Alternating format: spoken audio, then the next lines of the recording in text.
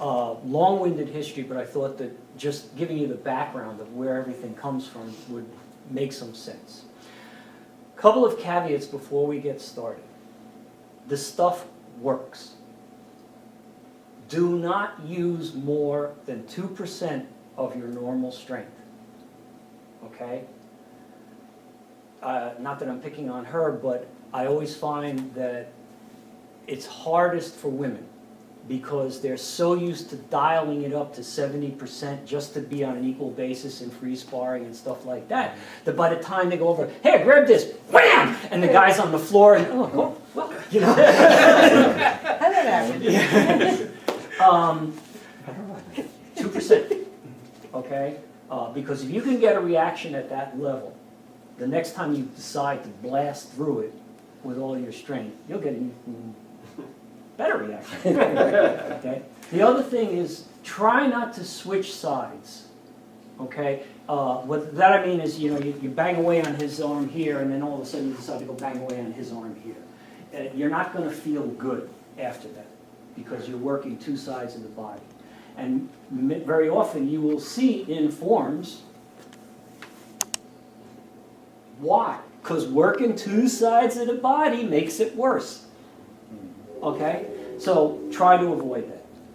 If you don't get a reaction, do not crank it up to get it something more. Because even though the individual does not feel what you did initially, as I had mentioned, they run sequentially. Okay? You've activated a point, which means that the next point that you're going to go to is already set up. And you may just tap that, and all of a sudden, strange things happen. Because it is cumulative, it adds up to 100%. So if I do 10% here and 90% there, I've got my 100. Okay? Or if I do 10 and 50 and 40, I've got my 100.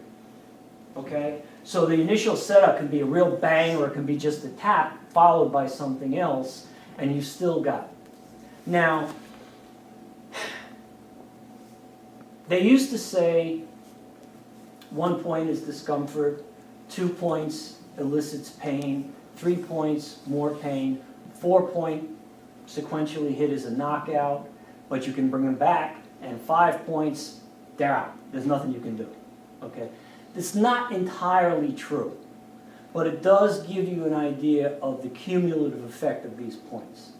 And when you see this in your forms, you will actually start to see how they add up, because they're just following the point structure on the wave. Make sense? Okay. So, So I believe that when they created this, they thought about all of that. you know what? Yeah, I understand exactly what you mean. Give me a high block. High block, yeah. Oh, Yeah, you know those. sorry. It's like, you know, Okay, now, you get a high block, all right, and you say, no. It's okay. Now, you tell them to open their hand, tilt it like that, don't cross the center line, tilt it back, bend your knee a little bit more, and then all of a sudden, you get something you can't break. Now, who the hell figured that out? Okay? That if you cross over far, it's weak. Okay? That if you don't, or if you change any of these angles, structurally nothing is there. That's okay. And so you sit back and you say, just about every martial art that you can think of that has a creation myth always has like a spirit or an alien or somebody who did this, who taught them. You know, like I went up into the mountains and the spirit said, hit them here. And I went down and they did it and it worked great. So who knows?